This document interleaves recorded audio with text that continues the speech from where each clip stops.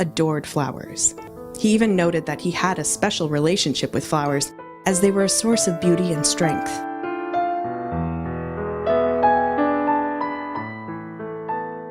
His wife Gozelle often jokingly asked the artist why the plants in his studio grew so well. His usual response was that he spoke words of love and encouragement to them, which served as the best growth fertilizer.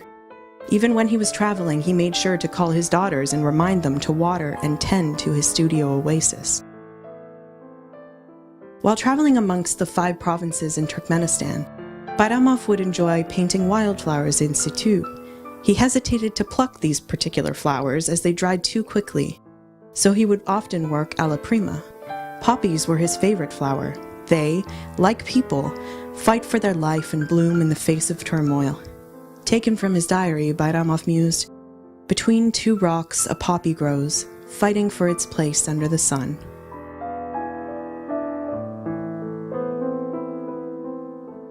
If flowers were given to Bayramov, or to someone in his immediate family, they would never go to waste when they dried. In fact, the artist would steal them away, to paint their form before they drooped and faded.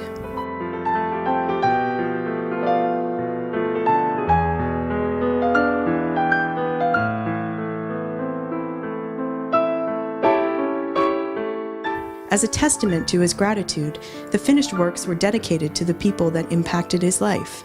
For instance, a painting entitled Flowers to Kizlarvat Orphanage No. 23 pays respect to the group of teachers that worked there.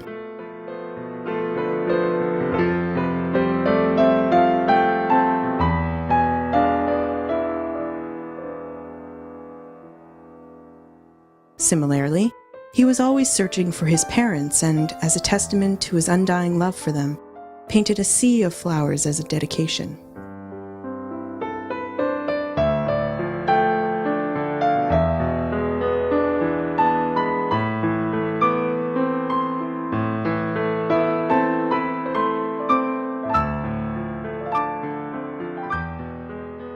He painted a bright bouquet of daisies for his wife Gozelle, simply because they were her favorite flowers.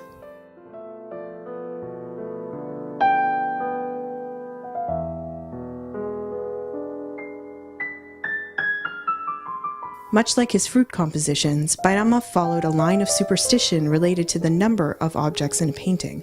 In the Soviet Union, it was believed that a bouquet of flowers had to have an odd number of each type. Only in the bouquets to be laid on gravestones would there be an even number of flowers. Still lifes featuring flowers were always a favorite for Bayramov, but of equal beauty were the sketches and watercolors he did en plein air.